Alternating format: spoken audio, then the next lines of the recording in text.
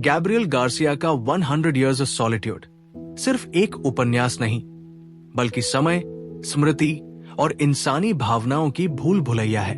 ये कहानी मकोंडो नामक काल्पनिक गांव और बुएंदिया परिवार की 7 पीढ़ियों की गाथा है, जहां प्रेम, घृणा, युद्ध, शांति, सपने और हकीकत ये सब एक साथ सांस लेते हैं। मार्केस ने जादुई यथार्थवाद के माध्यम से इतिहास, राजनीति और मानवीय मनोविज्ञान को इस तरह पिरोया है कि वास्तविकता और कल्पना के बीच की रेखा मिट जाती है। यहाँ बारिश 4 साल तक रुकती नहीं, मृत लोग जीवितों से बातें करते हैं और भविष्यवाणियां पीढ़ियों तक सच होती जाती है। ये किताब अकेलेपन की विरासत और इतिहास के दोहराव की कहानी है, जो हमें ये सोचने पर मजबूर करती है कि क्या हम वाकई अपने भाग्य को बदल सकते हैं। तो चलिए आज का वीडियो शुरू करते हैं। लेकिन दोस्तों, वीडियो शुरू करने से पहले आपसे एक गुजारिश है, हमारे वीडियो को लाइक और चैनल को सब्सक्राइब कर लें, जिससे आने वाले वीडियो की सूचना आपको समय से मिल जाए। आपका एक सब्सक्रिप्शन हमें और भी नई कहानियां लाने की ताकत देता है। अध्याय 1, मकोंडो की शुरुआत। मकोंडो की कहानी की शुरुआत एक बेहद यादगार दृश्य से होती है। कर्नल ऑरेलियानो बुएंदिया, जिसे बाद में हम मुख्य पात्रों में से एक के रूप में जानते हैं, अपने पिता जोस आर्कादियो बुएंदिया के साथ बर्फ देखने के लिए जा रहा है। यह घटना उनके बचपन की है और उस समय के मकोंडो के बारे में हमें पहली झलक देती है। मकोंडो एक अलग थलग बसा हुआ गांव है, जो दलदल और घने जंगल से घिरा हुआ है, जिससे बाहर निकलने का कोई आसान रास्ता नहीं है। इस अलगाव ने इसे दुनिया के बाकी हिस्से से लगभग कटा हुआ बना दिया है। गांव के लोगों के लिए बाहरी दुनिया के चमत्कार जादू से कम नहीं है। हर साल बंजारों का दल मकोंडो में आता है, जिसका नेतृत्व रहस्यमय व्यक्ति मेल्कियादेस करता है। वो गांव में नई नई खोजें और अद्भुत चीजें लाता है। पहली बार वो चुंबक लाता है और जोस आर्कादियो बुएंदिया को दिखाता है कि कैसे ये लोहे को खींच सकता है। जोस आर्कादियो को यकीन हो जाता है कि इससे वो जमीन के नीचे दबा हुआ सोना खोज सकता है, लेकिन उसकी खोज में सिर्फ धातु के बेकार टुकड़े और औजार ही मिलते हैं। जोस आर्कादियो बुएंदिया एक बेहद जिज्ञासु और महत्वाकांक्षी व्यक्ति है। वो चाहता है कि मकोंडो बाकी दुनिया से जुड़ जाए और उसके लोग भी प्रगति करें। मेल्कियादेस की अगली यात्रा में वो दूरबीन और आवर्धक शीशा लाता है, जिसे देखकर बुएंदिया और भी मोहित हो जाता है। वो इन चीजों का उपयोग करके अपने गांव में बदलाव लाना चाहता है, लेकिन उसकी ये कोशिशें अक्सर व्यर्थ हो जाती है। बुएंदिया की पत्नी उर्सुला एक व्यवहारिक और समझदार महिला है। वो अपने पति के इन सपनों को बेकार समझती है, क्योंकि ये न तो भोजन लाते हैं और न आराम। उर्सुला अपने घर और परिवार को संभालने में लगी रहती है, जबकि जोस आर्कादियो अपने प्रयोगों में डूबा रहता है। मकोंडो के शुरुआती दिनों में ये गांव बहुत छोटा था। इसमें लगभग 20 घर थे, जो मिट्टी और लकड़ी से बने थे और जिनकी छतें पाम के पत्तों की थी। लेकिन गांव के लोगों के बीच अपनापन था और वे एक दूसरे की मदद करते थे। एक दिन मेल्कियादेस गांव में अल्केमी यानी धातु को सोने में बदलने की कला की किताबें और औजार लाता है। जोस आर्कादियो बुएंदिया इस विज्ञान में इतना डूब जाता है कि वह अपने घर के एक हिस्से को प्रयोगशाला में बदल देता है। वो रात दिन मेल्कियादेस से सीखी बातों को लागू करने की कोशिश करता है, लेकिन बार बार असफल होता है। इस दौरान उर्सुला को चिंता होती है कि उसका पति और परिवार इस अलग थलग गांव में रहकर पीछे रह जाएगा। वो चाहती है कि वे मकोंडो से बाहर निकलें और नए अवसर खोजें, लेकिन जोस आर्कादियो का मानना है कि वो मकोंडो को ही ऐसा बना सकता है कि लोग यहां आने लगे। मेल्कियादेस एक दिन गांव में एक और चमत्कार लाता है, और वो चमत्कार था बर्फ। ऑरेलियानो बुएंदिया, जो उस समय बच्चा है, पहली बार बर्फ को छूता है और उसे ये अनुभव जीवन भर याद रहता है। ये क्षण उसकी स्मृतियों में हमेशा के लिए दर्ज हो जाता है, और यही वह पल है जिससे कहानी की शुरुआत होती है। लेकिन बुएंदिया की जिंदगी में सिर्फ खोज और सपने ही नहीं थे। उसके अतीत में एक हिंसक घटना भी है। गांव बसाने से पहले उसने एक आदमी की हत्या कर दी थी, जो उससे रेबेका नामक महिला को लेकर झगड़ रहा था। इस घटना के बाद उर्सुला और वो मकोंडो आकर बस गए थे, ताकि पुराने झगड़ों से दूर रह सकें। अध्याय 2, पहली पीढ़ी। मकोंडो की स्थापना के बाद बुएंदिया परिवार धीरे धीरे वहां जड़े जमाने लगा। जोस आर्कादियो और उर्सुला की शादी से 2 बेटे हुए। जोस आर्कादियो बड़ा बेटा और लियानो छोटा बेटा। बड़ा बेटा जोस आर्कादियो शारीरिक रूप से मजबूत लेकिन बहुत आवेगी था। उसका स्वभाव अपने पिता से बिल्कुल अलग था। उसे विज्ञान या प्रयोगों में कोई दिलचस्पी नहीं थी। दूसरा बेटा लियानो बहुत चुप, गंभीर और सोचने वाला लड़का था। बचपन से ही उसमें दूरदर्शिता और गहरी संवेदनशीलता झलकती थी। मकोंडो में उसी समय मेल्कियादेस के जिप्सी दल का आना होता है। वो बुएंदिया परिवार के लिए एक तरह का मित्र और मार्गदर्शक बन चुका था। ऑर्लियानो किताबों में गहरी रुचि लेने लगा, जबकि जोस आर्कादियो अपने दोस्तों और मस्ती में मग्न रहता। इस बीच मकोंडो में एक अनाथ लड़की रेबेका आती है। वो अपने माता पिता को खो चुकी थी और एक दूर के रिश्तेदार के यहां से उसे बुएंदिया परिवार के पास रहने भेजा जाता है। शुरू में वो चुपचाप रहती थी, लेकिन जल्दी ही वो घर का हिस्सा बन गई। उसकी एक अजीब आदत थी, वो मिट्टी और चूना खाती थी। उसकी ये आदत घर वालों को बहुत परेशान करती थी, लेकिन उर्सुला ने धैर्य से उसे अपना लिया था। रेबेका के आने के कुछ समय बाद गांव में अनिद्रा की बीमारी फैलती है। पहले ये बीमारी केवल नींद को छीनती है, लेकिन जल्दी ही ये याददाश्त मिटाने लगती है। लोग चीजों के नाम भूलने लगते हैं और हर वस्तु पर उसका नाम लिखकर रखना पड़ता है, ताकि उसकी पहचान बनी रहे। उर्सुला ने घर में सब चीजों पर पर्चियां चिपका दी, कुर्सी, टेबल, गाय, यहां तक कि भगवान का भी नाम लिखना पड़ा था। मेल्कियादेस इस बीमारी का इलाज लेकर लौटता है और गांव को बचा लेता है। इसके बाद वो मकोंडो में स्थायी रूप से बसने का फैसला करता है। उसने जोस आर्कादियो को कई अजीबो गरीब पांडुलिपियां दी, जिनमें किसी अज्ञात भाषा में रहस्यमयी बातें लिखी थी। जोस आर्कादियो की जिंदगी में नया मोड़ तब आता है जब वो जिप्सियों में से एक महिला के साथ भाग जाता है। उसके अचानक चले जाने से उर्सुला का दिल टूट जाता है, लेकिन वो अकेले ही बाहर की दुनिया की यात्रा पर निकल पड़ती है। महीनों बाद जब वो लौटती है तो मकोंडो में काफी बदलाव हो चुका होता है। अब गांव में व्यापार शुरू हो गया है और लोग दूसरे शहरों से आने लगे हैं। इस बीच ऑर्लियानो की मुलाकात एक लड़की से होती है, जिसका नाम रेमेडियोस मोस्कोटे है, जो गांव के नए मजिस्ट्रेट की बेटी है।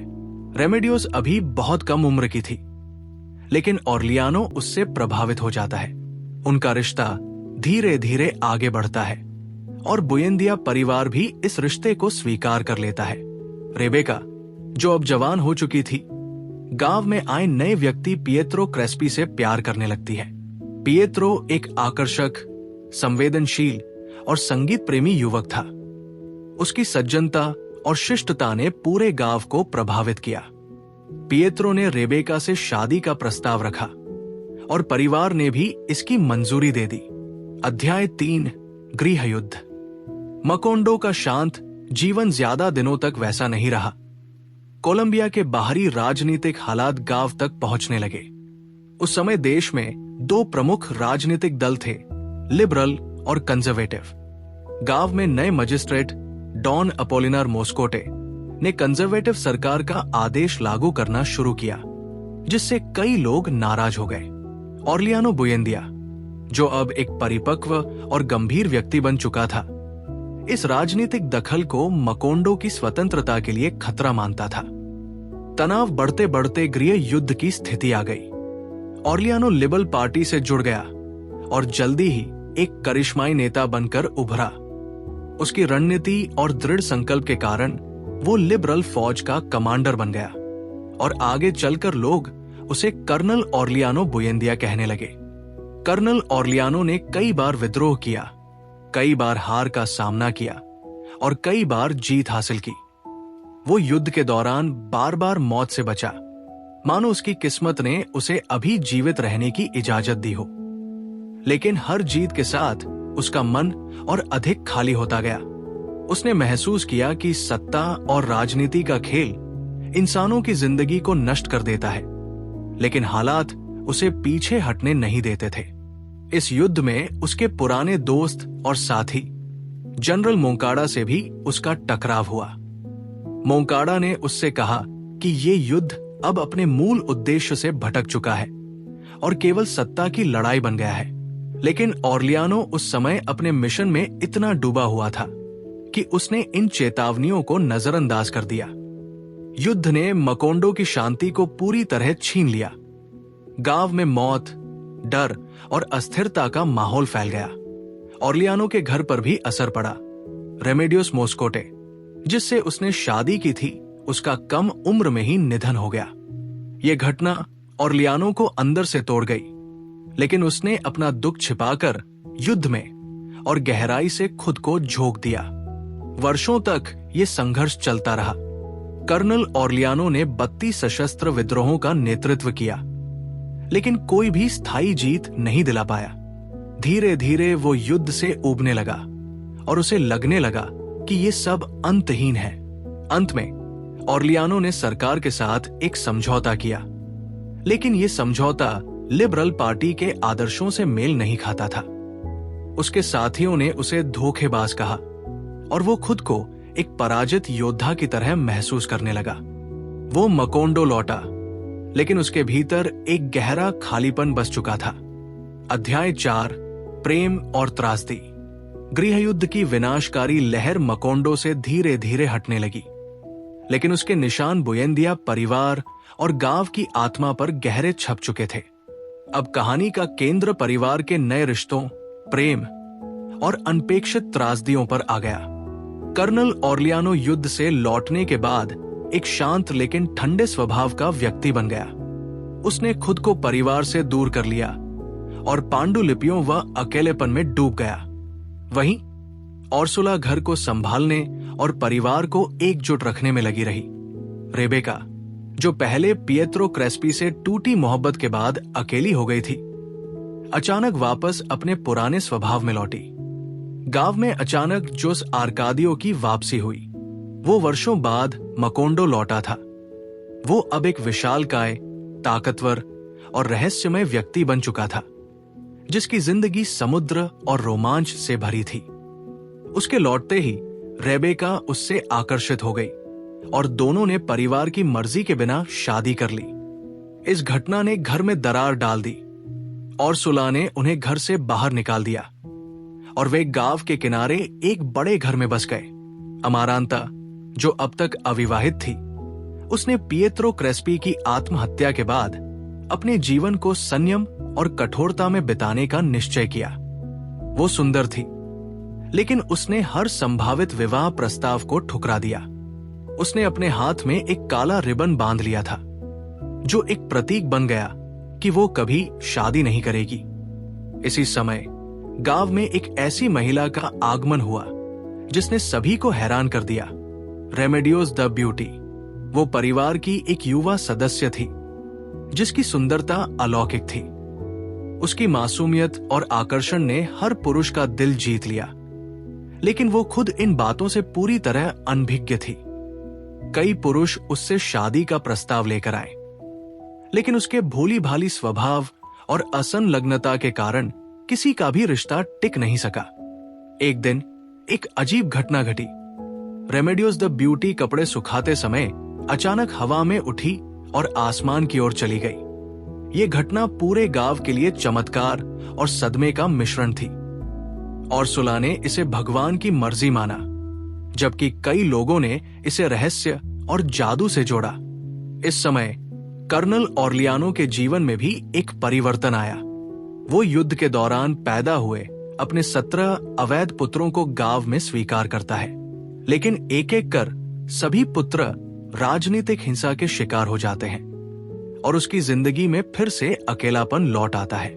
इन सब घटनाओं के बीच परिवार की अगली पीढ़ी भी बढ़ने लगी ऑरेलियानो सेकुंडो और जोस आर्कादियो सेकुंडो, जो जुड़वा थे, बड़े होकर बिल्कुल अलग स्वभाव के निकले। एक भोगविलासी और दूसरा गंभीर व विचारशील। अध्याय 5 भविष्यवाणियां।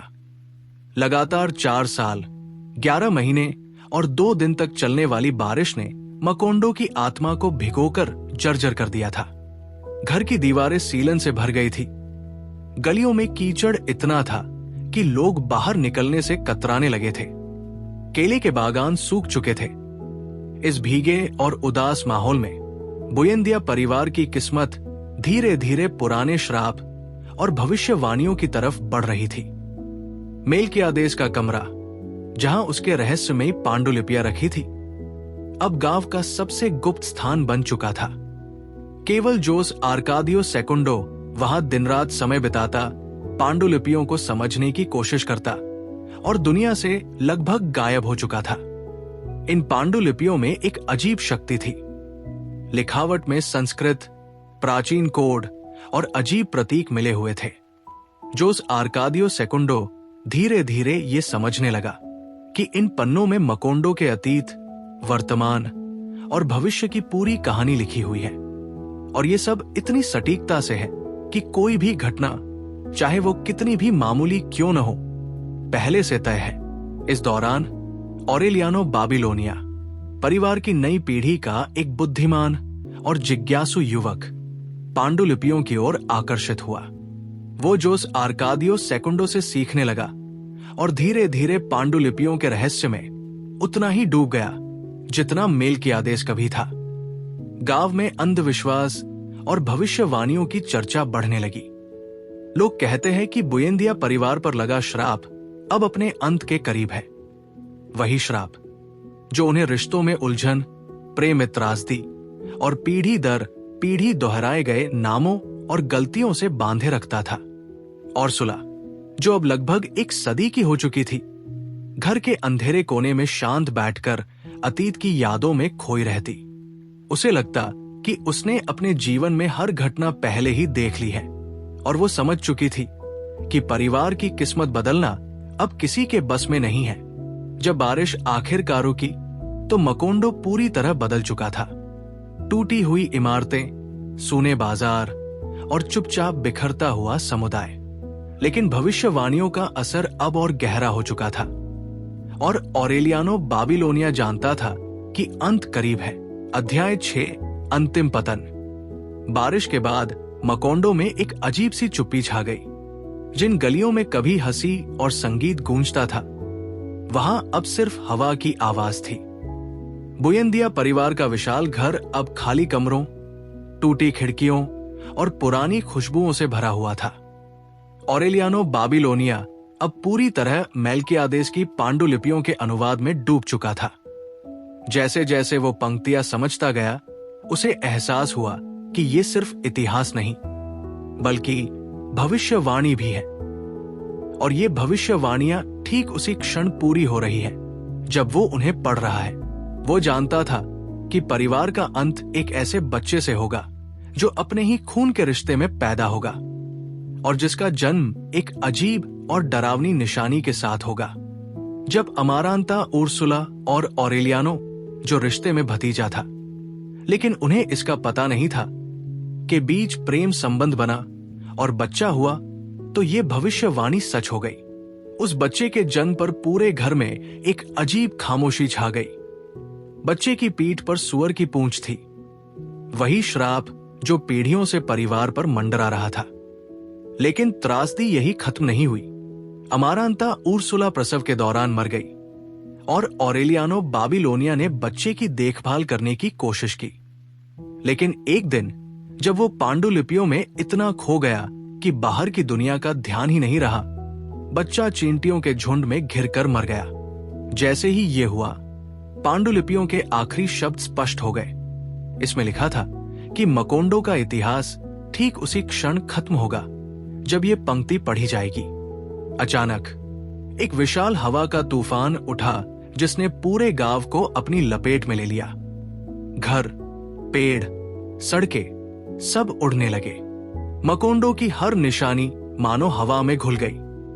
कोई भी स्मृति, कोई भी पत्थर, कोई भी इंसान, कुछ भी बाकी नहीं रहा। ऑरेलियानो बाबिलोनिया ने आखिरी पंक्ति पढ़ी। परिवार को 100 साल का एकांत मिला था और दूसरी बार पृथ्वी पर उनका कोई नाम लेने वाला नहीं होगा। तूफान के बीच वो और पांडुलिपियां हमेशा के लिए गायब हो गए और मकोंडो का नाम सिर्फ एक भूली हुई कहानी बन गया। 100 Years of Solitude सिर्फ एक कहानी नहीं, बल्कि इंसानी जीवन, रिश्तों और समय के न खत्म होने वाले चक्र की गहरी झलक है। मकोंडो और बुएंदिया परिवार हमें ये सिखाते हैं कि अगर हम अपनी गलतियों से नहीं सीखते तो इतिहास हमें बार बार उसी जगह ला खड़ा करता है जब तक हम खुद को खत्म न कर लें। ये किताब हमें याद दिलाती है कि प्रेम, महत्वाकांक्षा और अकेलापन तीनों मिलकर हमें गढ़ते भी हैं और मिटा भी सकते हैं। अगर आपको ये सफर अच्छा लगा हो तो मॉरल जी के केंद्र चैनल को जरूर सब्सक्राइब करें, क्योंकि यहाँ हम आपको ऐसी ही गहरी, प्रेरणादायक और सोच बदलने वाली कहानियां सुनाते हैं। तो मिलते हैं अगली कहानी में। धन्यवाद।